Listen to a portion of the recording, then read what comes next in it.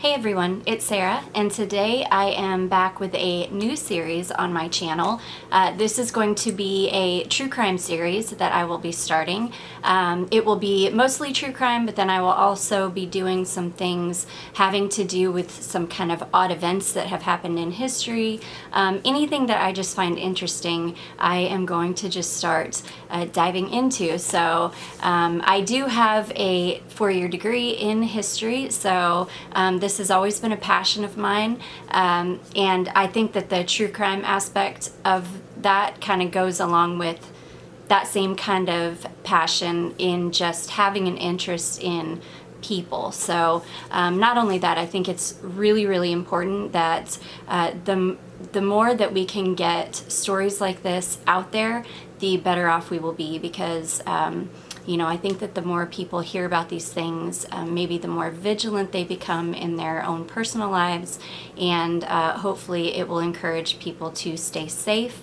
I also just think it's really important for these people that do not have a voice anymore, for their stories to still be heard, and especially if we were talking about missing people, I think it's really important that the more of us that are talking about it, the more likely it is that somebody will be reached and we will be able to maybe help find these people or solve these crimes, just to open up the discussion about it. So anyways, with all that being said, the case that I'm going to be covering today is the case of Elisabeth Mandala. And this is an unsolved case. This is a very tragic case. And so yeah, let's just go ahead and get started. So Elisabeth Mandala was born in the spring of 1992.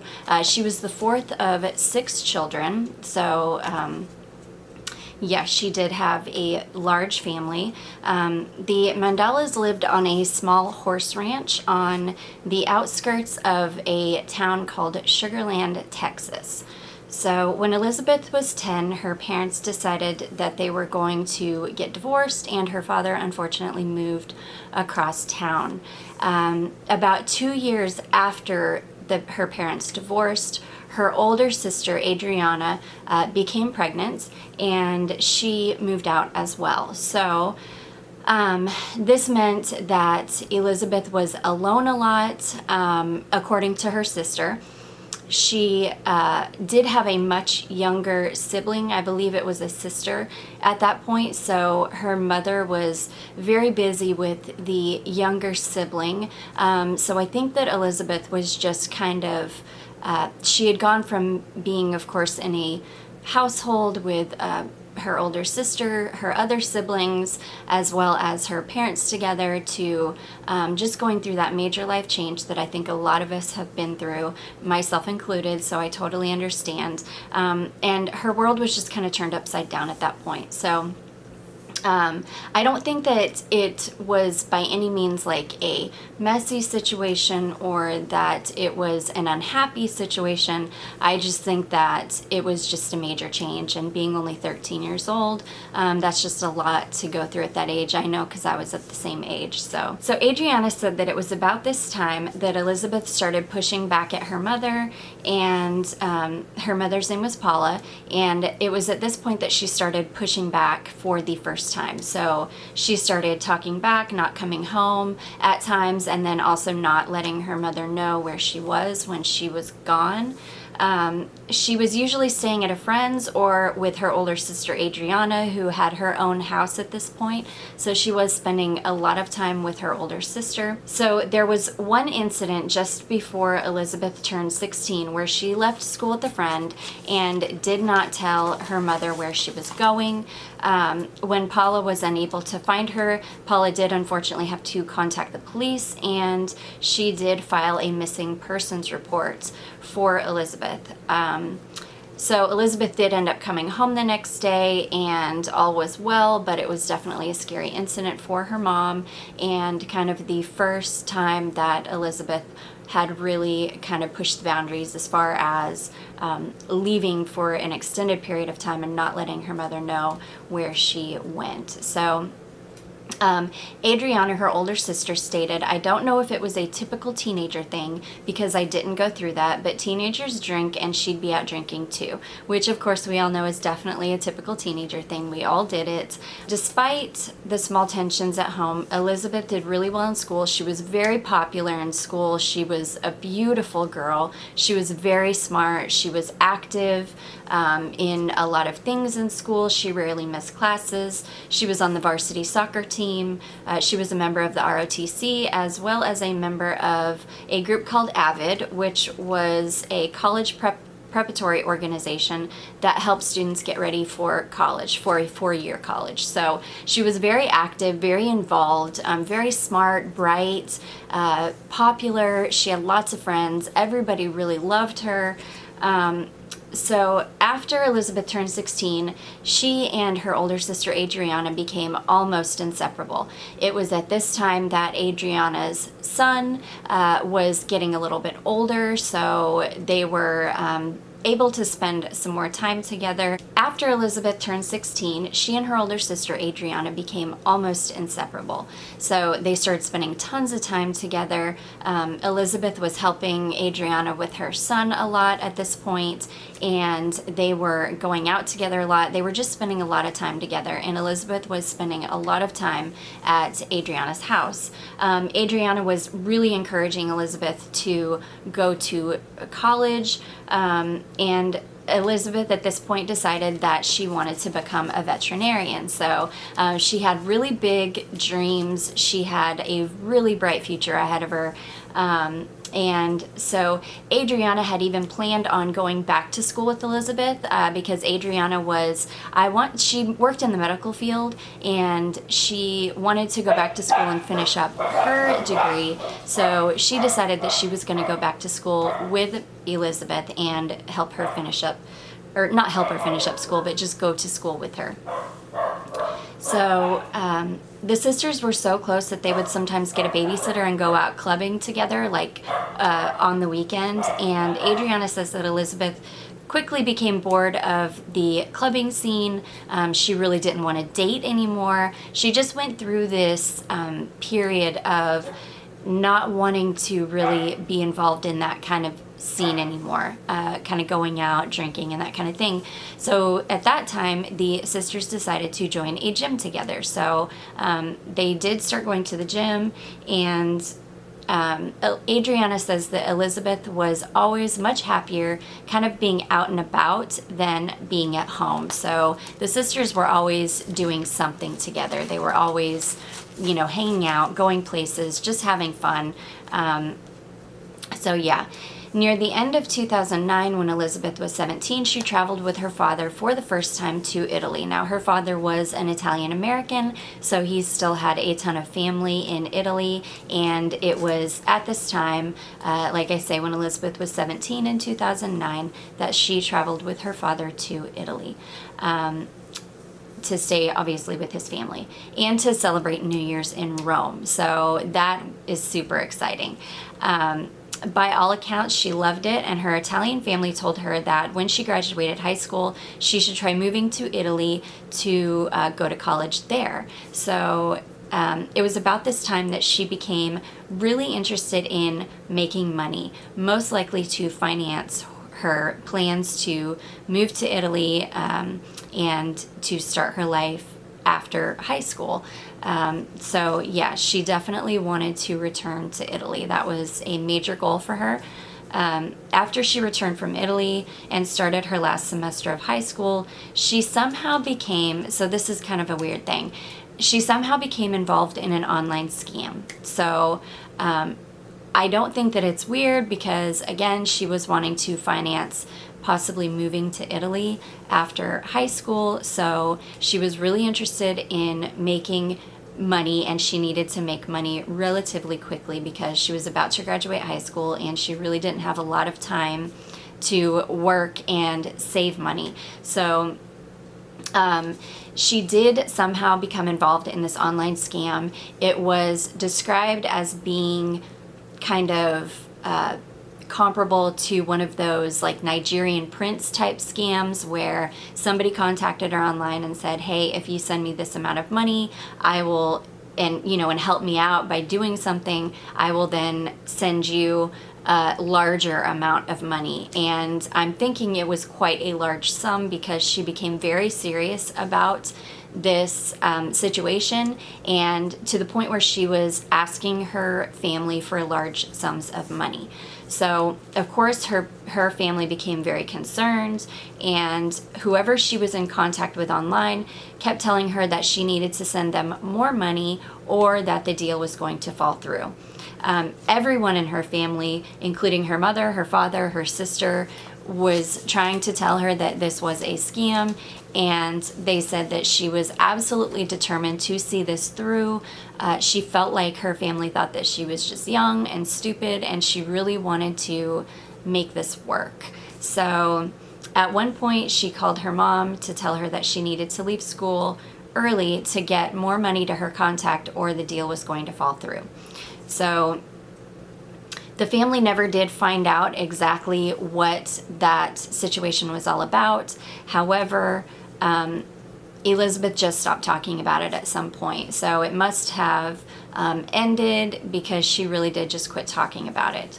So after Elisabeth's death, her family did find receipts for wire transfers that she had been sending to England. So whether it was somebody in England or whether it was just an account based in England, nobody really knows, but all of the transactions that she had sent did end up equaling a couple $1,000s. So she did send a pretty good chunk of money to this person in England, and I don't believe that she did ever receive anything in return. So I do think that she did get scammed.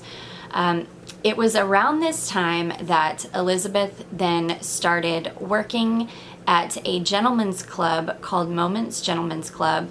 This is in a town called Pasadena, and she did start working as an exotic dancer. So by all accounts, this gentleman's club was more of an upscale type establishment. It wasn't known as being kind of seedy or anything like that. And by all accounts, Elisabeth was very popular at this club. People enjoyed her, and from what I understand, they eventually put her picture on a advertisement, I think in magazines, for the establishment, because she was so popular. So this portion of her story was very sensationalized in the media. A lot of people really wanted to focus on this idea that Elisabeth was leading this double life, that she was, this high school senior by day and was really this kind of vampy, exotic dancer by night. But that really was not the case. One of her coworkers that she worked with, another dancer at the Gentlemen's Club, was interviewed by the person that wrote the article that I am heavily relying on, because it actually had interviews with people that knew Elisabeth, and it relied heavily on an interview done with her older sister. But in this article, the coworker stated that Elisabeth actually only worked there for about 2 weeks before she just kind of quit working there. So she definitely was not leading this double life as far as a very long-term thing. She definitely was not like an exotic dancer by night for a long time. I think it was something that she tried out. The money was good, so she maybe thought she was going to keep doing it, but then I think something else came along, and which unfortunately I believe is the situation that led to her death. But I think this something else came along which enabled her to stop working at the Gentlemen's Club. So her sister said that she rarely had to worry about getting what she wanted. So she isn't totally sure why Elisabeth started working at the Gentlemen's Club, or why she was doing the exotic dancing, because she never wanted for anything as far as financially.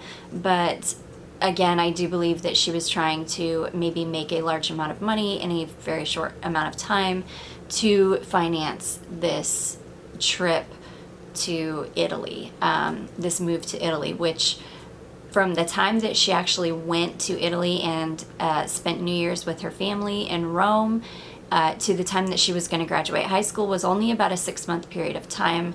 So it was in that short amount of time that she was trying to make a decent portion of money.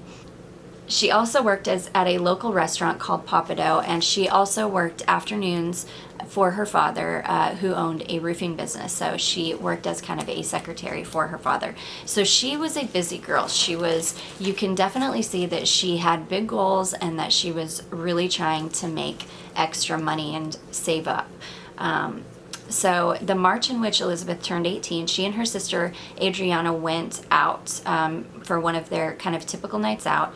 And it seems that Elisabeth was drinking more than what Adriana was comfortable with. And Adriana did state that she did not like it when Elisabeth had too much to drink, because often Elisabeth would become obnoxious and loud and rude. And so on this particular occasion, Adriana said that Elisabeth did have too much to drink and that she started kind of behaving like that. So Adriana just asked her if she would please not drink so much, and an argument ensued, and it ended up with these sisters not speaking to each other really again, unfortunately, until Elisabeth's death. So the sisters grew distant as a result of this falling out, and the last time that Adriana saw Elisabeth was when she drove to her mom's house because she had asked Elisabeth to borrow some of her clothing. And she was thinking that at this time they would kind of patch things up, they would maybe talk it out or talk it through, and would be able to kind of mend fences. Unfortunately, Elisabeth was already involved in something else and really was not interested in mending her relationship with her sister. She did just walk out, hand her the clothes, and turn around and walked back into the house without having any kind of a conversation with Adriana. And yeah, Adriana was kind of upset about that, I believe. So at this point, the girls had not really spoken in over a month. So it had been quite a while. It's also at this time that Adriana thinks that she was planning whatever it was that she went to Mexico for, and that is why she was acting so distant towards her. So on Tuesday, April 27th, 2010, Elisabeth got home from school, and then she left her mother's in a rental car. So her car was in the shop for some reason, and she did have a rental car. So she left her mother's that afternoon in a rental car. She told her mother that she would be back later that night. Now, she never came back. According to Adriana, her mother drove to the school the next afternoon, because this was on a weeknight. I want to say it was like on a Monday or Tuesday evening. I believe Tuesday evening. So it was very out of character for Elisabeth to leave on a school night and not come home. So her mother did drive to the school the next afternoon to see if Elisabeth had showed up for any of her classes, and unfortunately she had not. However, somebody had forged her name on the attendance sheet. So she definitely had kind of told somebody about what she was doing and what she was kind of planning, because somebody did help cover for her at school. Paula called Elisabeth's father and asked him if he had heard from Elisabeth at all, and he of course had not either. So her father, Robert, did try to get in contact with her, and he received a text back from Elisabeth saying, "I'm in Mexico, I'll be back tomorrow." So everybody was a bit more at ease after this, since they had heard back from her and they at least knew where she was. They did think that it was just a typical couple-day trip, something that she was involved in. She was a very smart girl. She was, pretty, even though this was out of character for her to have left on the weekend, I think that they were not too concerned about it yet, because she was 18, she was an adult. So even though 18 is still very young, and but in reality she was an adult, so she was able to kind of make her own decisions at this point.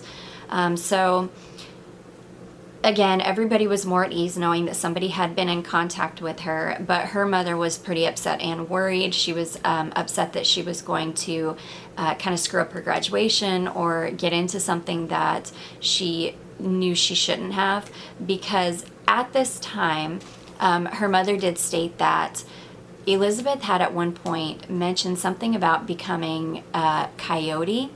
And apparently a coyote is somebody who helps smuggle immigrants across the southern Mexican border, or the southern U.S. northern Mexican border. And apparently they get paid really well for it. So her mother, I believe, was under the impression that Elisabeth was serious when she was speaking about doing this. However, her sister Adriana says that yes, she had mentioned that before, but that she was totally joking, and she does not believe that Adriana would have ever been seriously interested in becoming one of these coyotes. So I'm not totally sure what the truth is. I don't know if that's what she was involved with and what she went to Mexico for, and unfortunately I don't think that we are ever going to know. So when Friday came and went with no word from Elisabeth, they tried to get in touch with her again, but her phone was going straight to voicemail. So it was either dead or it was switched off. They tried to send messages to her on Facebook, and when they saw that she when they saw that she had posted something on Facebook, which was very similar to the text message that she had received, that she had sent to her father, she had posted, "In Mexico, be back Thursday." So they did try contacting her back on Facebook, and again, they did not receive any response back from her at that time. So on Friday afternoon, Adriana said that she saw that she had a missed call from Elisabeth, so she tried to call her back, and again, it went straight to voicemail. Her phone was dead at this point. So this happened numerous times between Friday and Saturday afternoon, which is very strange because authorities later stated that Elisabeth was probably killed on Friday evening. So I don't know if somebody was using her phone after that point. It's very strange. So on Saturday, Adriana and Paula drove to a police substation on the outskirts of Houston to file an official missing persons report for Elisabeth. About 7 hours later, an official with the U.S. consulate in Mexico called Robert, Elisabeth's father, to say that Elisabeth had been found. So in the early hours of May 1st, 2010, Mexican authorities found two trucks crashed into each other along a federal highway about 30 miles northwest of Monterrey in northern Mexico. One of the vehicles was a black Dodge pickup truck with Texas plates, and it is in this truck that they found three bodies. They did find the bodies of two men and a teenage girl. So crime scene photos show Elisabeth's bloody and bruised body laying across the bench seat. Her face was not visible. It was partially covered by her newly bleached blonde hair. And authorities quickly determined that the girl and the two men had been beaten to death. All three had succumbed to blunt force trauma to the head, I believe. Someone had placed rocks on the truck's accelerator to send the truck speeding down the road. It crashed into a delivery truck from a local business in Mina, which was a nearby town, and thankfully the driver of the other truck was not hurt. So clearly this had been a staged crime scene. Somebody was trying to make it look like the three died in the truck crash, or hoping that the crash was going to be bad enough that maybe they wouldn't be able to tell how the three died. I'm not totally sure, but it was definitely a staged scene, and it was definitely quickly determined that all three had died from beating. So the two men that were in the truck were identified as Dante Ruiz Ruiz Siller, who was a 38-year-old man, and Luis Angel Estrella Mondragon, who was 44 at the time. Both men were from the outskirts of Mexico City. Both men were identified as being Mexican and middle-aged, and Elisabeth was identified from her passport that she was carrying, showing that she was from Sugar Land, Texas. So there were no gunshot wounds, and the bodies were piled on top of each other, indicating that they were deceased before the impact. The two men were carrying multiple forms of fake ID, and one had a lengthy criminal record. So in the aftermath of Elisabeth's murder, her family started asking her friends if any of them had any idea what she went to Mexico for or what had happened. So Elisabeth had told a small group of people what she was planning. Some of those people claimed to have tried to talk her out of it. Some of those people did not believe her. So it hasn't been revealed what she was planning to do, but was for sure planning on coming home that Thursday. She was definitely planning on coming home. So I think that she thought that it was going to be a quick trip down into Mexico. She was going to make some good money and come home. I don't believe that any of the friends have revealed what she was going to be doing.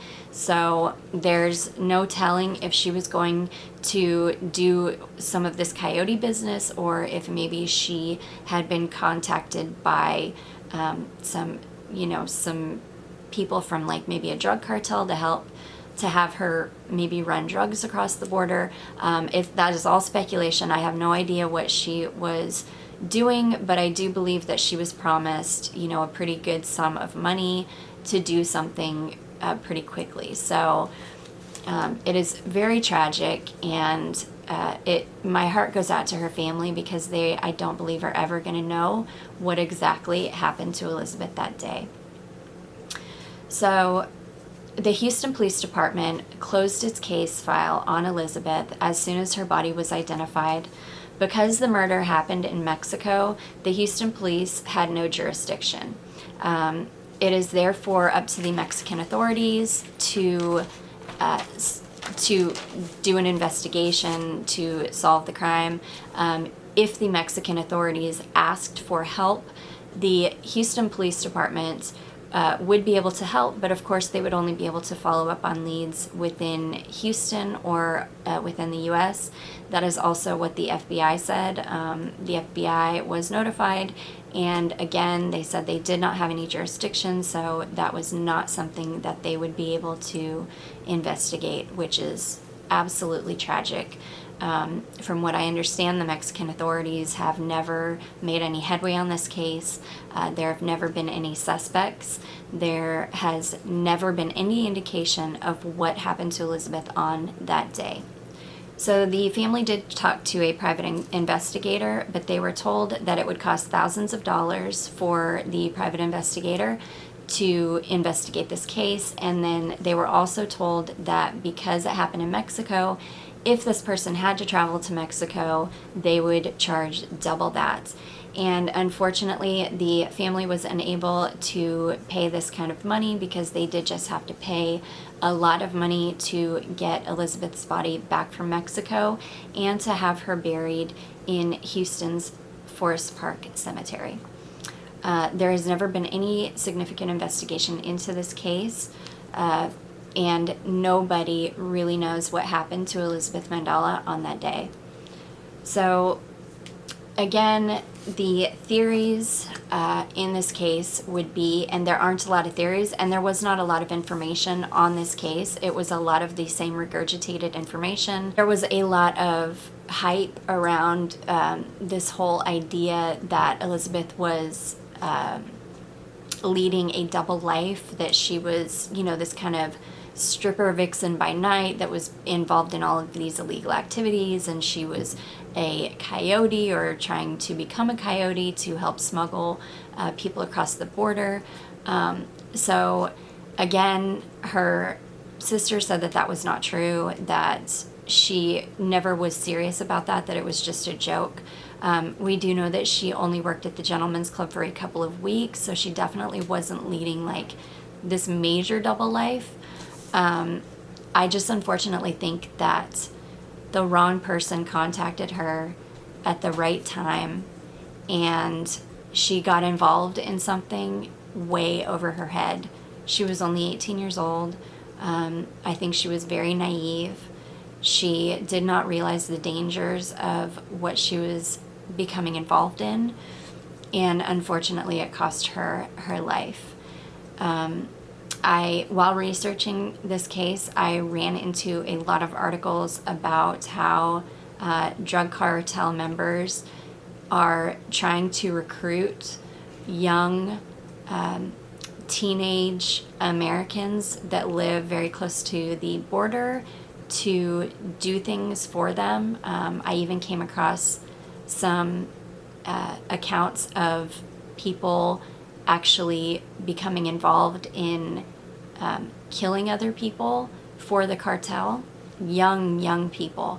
So there's really no telling what Elisabeth got herself involved in. I definitely do think that it has to do something with the smuggling of people, so the coyote situation, or somebody contacted her to do a single drug run or something. They promised her a large amount of money and something went wrong. Nobody knows what her connection to the two middle-aged men was. There's been no investigation, so nobody has any idea. One of her friends did state, however, that on the day she left to go to Mexico, that she did get into a black Dodge pickup truck at a gas station. So she did meet these men on the U.S. side of the border, and they then traveled into Mexico together. So we do know that much. We have no idea what happened after that, how long, where she was, or what she was doing for the 2 to 3 days leading up to her murder, because again, investigators think that she was killed on Friday evening. So that's really all the information there is in this case. It's tragic. I think it's just an absolute tragedy that this case is not being investigated. I think that Mexican authorities probably have their hands full, because I know that those border Mexican states are the very dangerous part of Mexico. So I can only imagine the amount of work that these investigators are having to do. And her sister, Adriana, Elisabeth's sister, did state that another missing or another murdered American girl is probably just one more thing on their plate, and it probably does not have a very high priority, which to me is just absolutely tragic. Elisabeth was a beautiful girl. Her life was cut short way too soon, and my heart goes out to her family for just the fact that they will never know what happened to her. And so yeah, I just wanted to tell her story. That is all that I have for this video today. Please stay safe, stay vigilant, and I will see you in my next video. Bye.